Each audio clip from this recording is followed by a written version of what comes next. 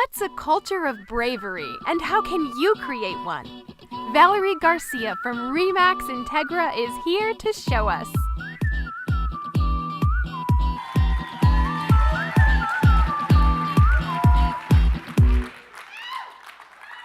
Good morning. Just going to wait for my slides here. Okay.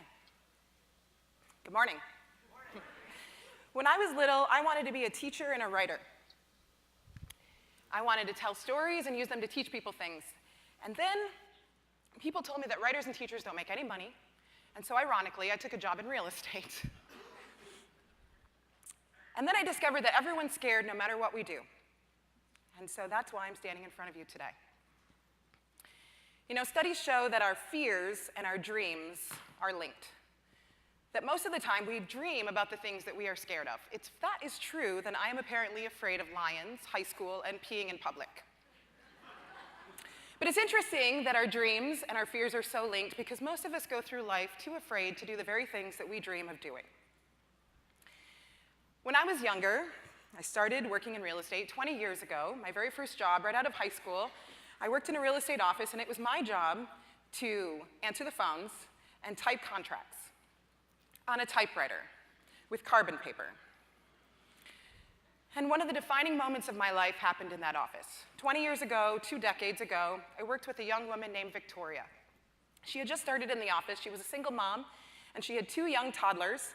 And she worked really hard, but as you all know, real estate is not just putting signs in yards and cashing big checks. It's really hard work, and the first couple of months and years can be really tough. I remember a moment in her life so clearly, even 20 years later. She had worked really hard for weeks and weeks on a deal, and she had found out that it wasn't going to go through. It wasn't a huge deal. It was a for sale by owner, fixer-upper, but to her, it was a paycheck. And I will never forget the look in her eyes as she said, "How am I going to feed my kids now?" I remember my broker, Tom, my boss, and still to this day, one of the best mentors I have ever had. I remember how much he agonized about whether he should sit down and explain to her that maybe she needed to think about getting a job that had a steady, reliable paycheck. Or sitting her down and explaining to her that this is just part of the process and that she needed to keep at it and not give up. The entire experience really shook me. I will never forget the look in her eyes. All of these years later, and throughout those years as I have taught hundreds and thousands of real estate agents, one thing has become very clear to me.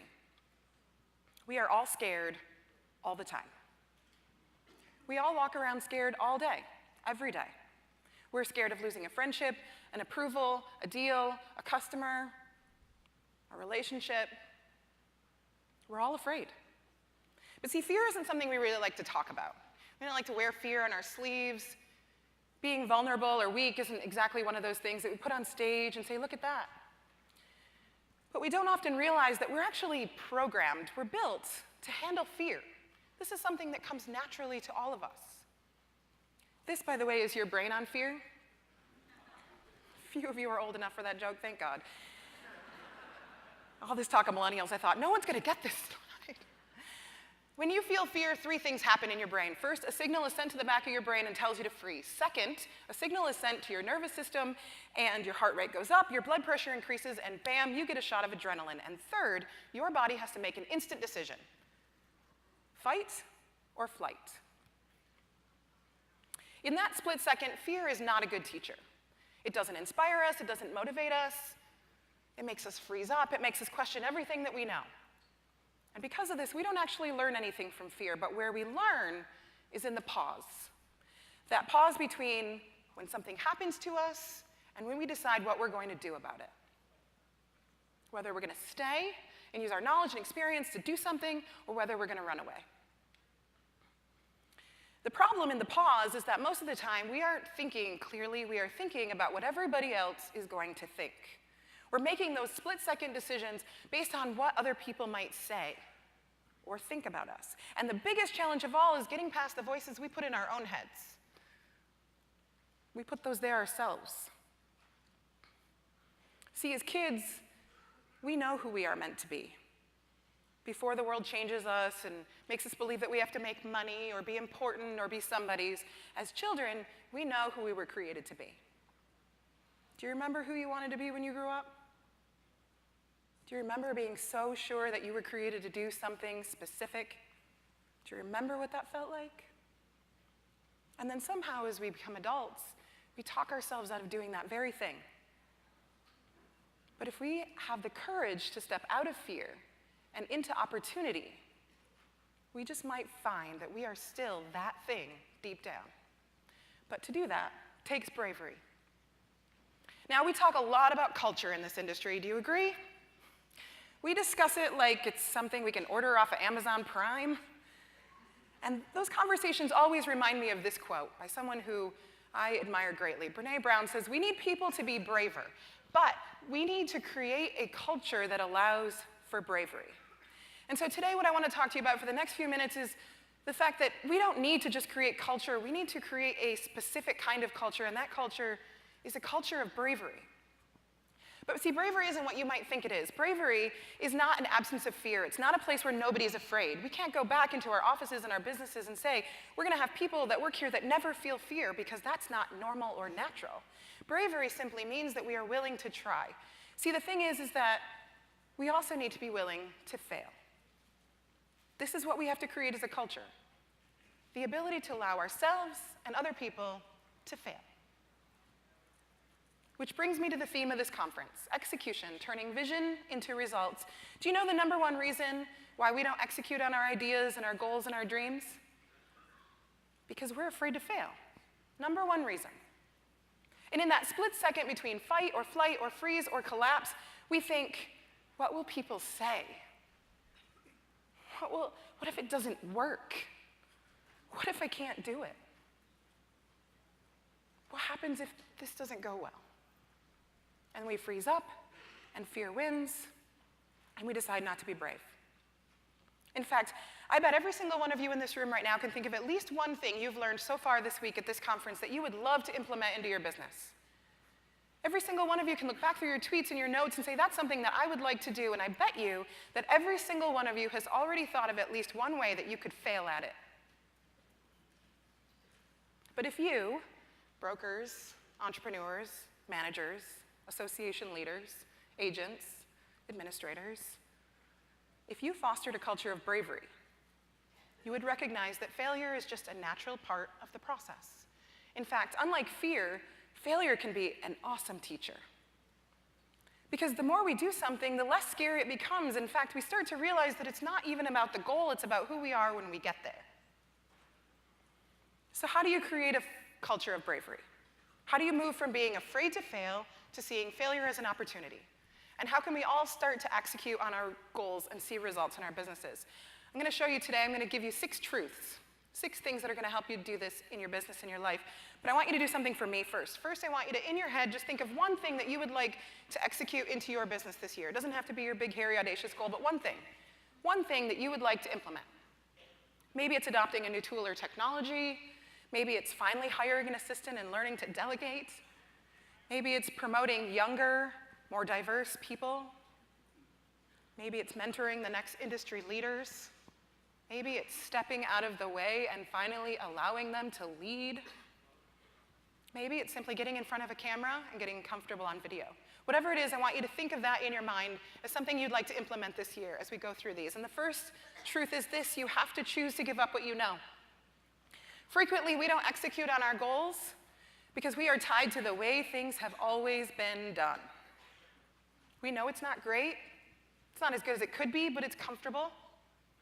We've all seen this behavior in our industry. The same folks are on the same lists, doing the same things year after year. Organizations choose not to make risky decisions. They play it safe, stick to patterns. Sure, sometimes they're successful, but other times they lose out to people who are willing to put it all on the line. We have all sat in these very rooms and watched the disruptors take the stage. And our first instinct is defense. That will never work. That's not how it's done.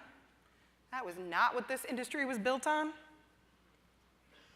But if we're going to create a real culture of bravery, we have to be able to adapt to change. We have to set aside what we know for sure, and we have to acknowledge there are other ways to success. And we have a responsibility as leaders in this industry to make sure that open-mindedness is part of our culture. And if we do that, who knows what kind of amazing results are going to come about. Number 2 is you have to be willing to be seen. We talk a lot about the very public failure of Blockbuster and Kodak, but I want to tell you a story of an epic failure from a company you might not expect. I grew up in Michigan, the state of Vernors, the Michigan Wolverines, and the Ford Motor Company. Now, Ford was one of the very first motor companies to find success in the United States, and 2 years after they went public in 1958, they launched the car of the future. They hyped it for an entire year before it launched, and it was a massive, colossal flop. Over the next 2 years, Ford lost $250 million on the Edsel. That's a $2 billion loss in today's world. And to this day, Edsel is still synonymous with the words business failure. And yet, Ford went on to produce countless other models and still is in the top 5 auto manufacturers in the world. Now, we don't want people to see our professional failures. We like to keep those behind closed doors. Patrick Lencioni talks about this all the time. He talks about naked leadership, about the importance of leaders to get in front of their people and be naked, not literally, figuratively. As a leader, you have to be willing to be seen, not only in success, but also in failure. These are defining moments for your culture. See, the thing is failure is simply proof that you are doing something. Lesson 3 is that we have to be not only able but willing to ask for help. And I know what you're thinking on this one. Duh, we have to ask for help for everything all the time. But a lot of times, if we really look at ourselves, we're too embarrassed to put up a hand and ask for help. We think we have to do it all on our own. And folks, I'm here to tell you today that in this industry, we are not competitors, we are colleagues. This is our industry, and we are in it together. And we have to stop being afraid to ask people to help us. You'd be amazed at how often the answer is yes. In fact, you'd be surprised at how many people would jump at the opportunity to mentor you. All it takes is the courage to ask for it. Lesson 4 is that you can overcome fear with practice. See, the scary stuff, it's never going to stop happening to us. So why not get really good at handling it? If we can foster an environment in our companies and our organizations and our businesses that calls out those fearful moments as opportunities instead of ignoring them, we got to make a habit of doing what we're scared of. See, here's the thing. You don't drown by falling in the water. You drown by staying there.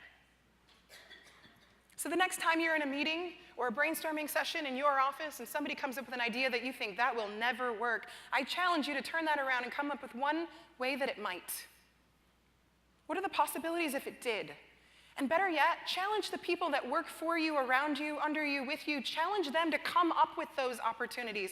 Ask them to think of things that are different, ways that it's never been done, because that is where the magic happens. Lesson 5 is make bravery one of your employee benefits. You know, when we hire, we add somebody to our team, we go through all that stupid stuff like office space and commission splits and benefits and where are the bathrooms and what you can and can't wear on Casual Friday. But you know what we don't talk about? We don't talk about how the benefits of our company include the ability to think outside the box. In fact, it's mandatory to think outside the box. And we want you to take risks and try new ideas, and we're going to be encouraging you to fail. And most of all, we want you to stop comparing yourself to everybody else all the time. Do we set that tone? Do we talk openly about seeking out risks? I wonder sometimes if Tom, my broker from 20 years ago, if he had advised Victoria to leave the business. If he had sat her down and said, Victoria, I just don't think you're cut out for this. If he had told her to play it safe, where would she be today? And more importantly, I wonder sometimes, looking at the lessons that experience taught me, where I would be today. Because Tom's decision that day had a ripple effect on my life that he could have never imagined. This is the hardest lesson of all. Stop bloody waiting. We are all guilty of waiting until we feel ready, waiting to try something new, waiting to make a change, waiting to leave a job or a venture or a relationship or a situation, waiting to go out on a limb or jump off that cliff. Newsflash, guys, we are never going to be completely ready. Sometimes we just have to dig deep, take a deep breath, and jump. Did you remember a few minutes ago when I asked you, what is that one thing that you wanted to implement into your business this year, just one thing? Look at the things that we've learned. Where are you going to start? How are you going to tackle that one big goal this year? But more importantly, how are you going to encourage the people that you work with to do the same thing? Because that's culture creation. And I'm telling you what, that creating a culture of bravery, it's not easy.